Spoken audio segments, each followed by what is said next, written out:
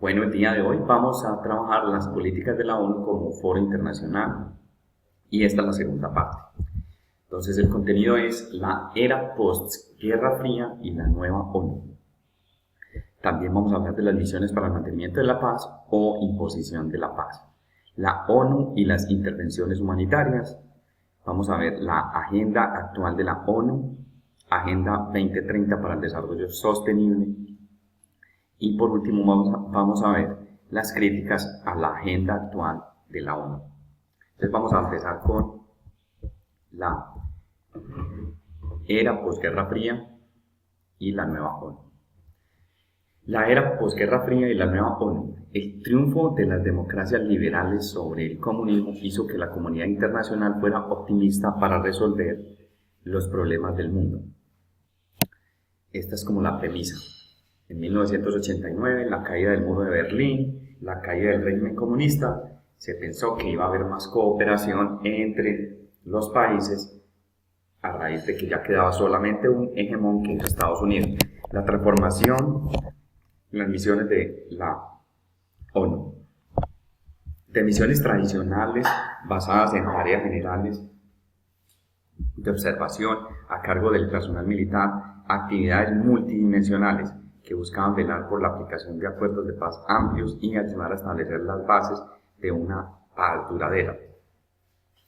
Eso es como lo que se esperaba, el cambio en la naturaleza de los conflictos también. Cada vez más conflictos intraestatales y guerras civiles. Este es el cambio que se ha dado. Cada vez más conflictos cada vez más conflictos intraestatales y guerras civiles. Continuamos hablando, la era posguerra fría y la nueva ONU.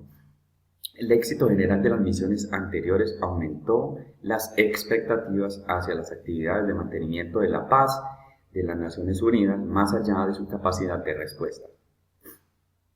El Consejo de Seguridad 1990 no pudo autorizar mandatos lo suficientemente robustos para proporcionar los recursos adecuados. Y estamos hablando de 1990, posterior a la caída del muro de Berlín, caída del régimen comunista. Se establecieron misiones en situaciones donde todavía restallaban las armas y no había paz que mantener. Los ejemplos son ex-Yugoslavia, Fuerza de Protección de las Naciones Unidas, UNPROFOR. En Ruanda, la misión de asistencia de las Naciones Unidas a Ruanda, UNAMIR, y Somalia, operación de las Naciones Unidas en Somalia 2, ONUSOM 2. Sigamos con las misiones para mantenimiento de la paz o imposición de la paz. Ese es un cuestionamiento que se les hace a las Naciones Unidas. Vamos a mirar. Misiones para mantenimiento de la paz o imposición de la paz. En Ruanda, 1994. ¿Qué pasaba? La misión pretendía terminar la guerra civil, pero las fuerzas internacionales eran muy pequeñas y estaban mal equipadas. Viendo la experiencia de Somalia, los Hutu sabían que causando bajas en las fuerzas de paz, estas se retirarían por completo. 10 soldados belgas fueron asesinados, 800.000 víctimas civiles en los meses siguientes. Se crea el Tribunal Penal Internacional para Ruanda, creado por el Consejo de Seguridad con el fin de juzgar a los autores y o promotores del genocidio ruandés. Misiones para mantenimiento de la paz o imposición de la paz.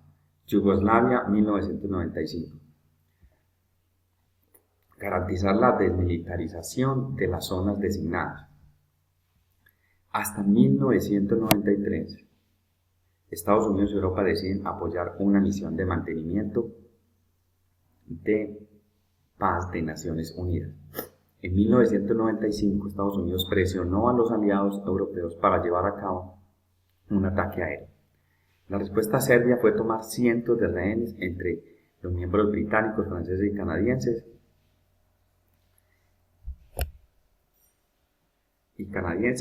de las misiones para el mantenimiento de la paz de las Naciones Unidas. Se suspendieron los ataques y los rehenes fueron liberados, pero la humillación afectó seriamente el prestigio de la ONU. Siguiente, se suspendieron los ataques y los rehenes fueron liberados, pero la humillación afectó seriamente el prestigio de la ONU. ONU empeoró la situación en la ONU. Ayuda de bombardeos aéreos de la OTAN a la artillería serbia. Fracaso de la ONU en Bosnia no debe explicarse por ninguna falla de poder militar, sino por la parálisis de voluntad de las Naciones Europeas y de Estados Unidos. El error de la dirigencia de la ONU fue enviar tropas ligeramente armadas de una misión de mantenimiento de paz a una región donde no había ninguna paz que mantener. Misiones para el mantenimiento de la paz o imposición de la paz. Después de la Segunda Guerra Mundial se han consolidado asuntos de conciliación internacionales importantes fuera de las Naciones Unidas. Otra crítica más.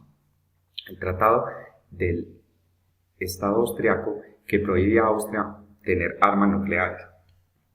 El Tratado de Roma que estableció la Unión Europea. Estas son cosas que se hacen fuera de la ONU. Acuerdos grandes que han aliviado tensiones mundiales. Los acuerdos SALT de limitación de armas estratégicas. La estrategia multilateral ha sido menos efectiva en la resolución de conflictos que las técnicas de negociación diplomática tradicional. La implementación de una operación de Peace Enforcement no la tiene la ONU, sino la OTAN. Las partes del conflicto balcánico aceptaron sentarse a negociar cuando sintieron que, después de todo, sí había una fuerza externa capaz de llenar el vacío de poder dejado por lo que fue la Unión Soviética. Vamos con la ONU y las intervenciones humanitarias. La ONU y las intervenciones humanitarias. Vamos a mirar esto. La ONU y las intervenciones humanitarias a raíz de las tragedias de Ruanda y los Balcanes en los 90, la comunidad internacional comenzó a debatir seriamente sobre cómo reaccionar con eficacia cuando los derechos humanos de los ciudadanos son objeto de violaciones graves y sistemáticas. Si la intervención humanitaria es en realidad un ataque inaceptable a la soberanía, ¿cómo deberíamos responder a situaciones como las de Ruanda o Srebrenica y a las violaciones graves y sistemáticas de los derechos humanos que transgreden todos los principios de nuestra humanidad común? Esto lo dijo el secretario general Kofi Annan en el 2000.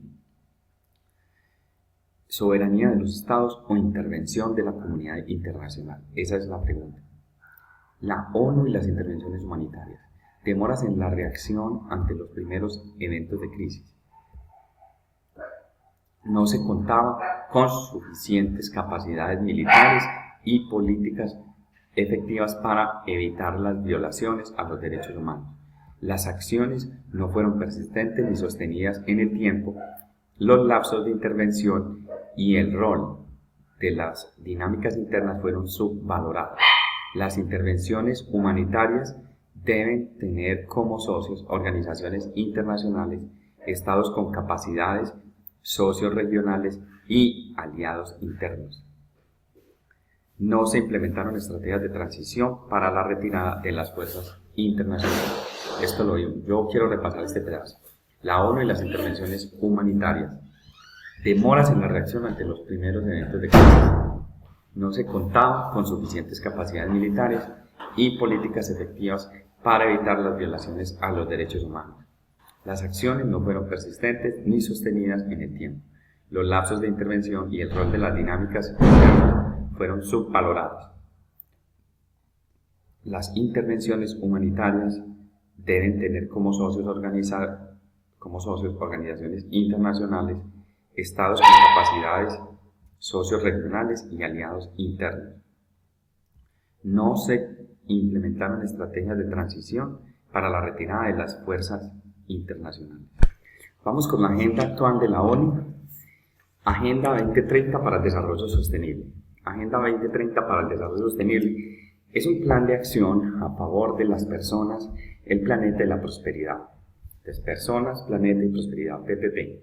Personas, planeta y prosperidad, que también tiene la intención de fortalecer la paz universal y el acceso a la justicia. Centro de Noticias de la ONU, 2015. Según el secretario general de la ONU, Ban Ki-moon, estos objetivos son nuestra visión compartida de la humanidad y un contrato social entre los líderes del mundo y la gente. Se trata de una lista de tareas para personas y el planeta, para las personas y el planeta, y de un plan para el éxito. Centro de Noticias de la ONU, 2015. Son nuestra visión compartida de la humanidad y un contrato social entre los líderes del mundo y la gente. Se trata de una lista de tareas para las personas del planeta y de un plan para el éxito. La Agenda 2030 plantea 17 objetivos con 169 metas de carácter integrado e indivisible, que abarcan las esferas económica, social y ambiental. Económica, social y ambiental. Esto es del ECOSOC. Objetivos de Desarrollo Sostenible. Agenda 2030, Organización de Naciones Unidas. El primer objetivo es acabar con la pobreza. Segundo, acabar con el hambre. Tercero, buena salud. Cuarto, educación de calidad. Quinto, equidad de género.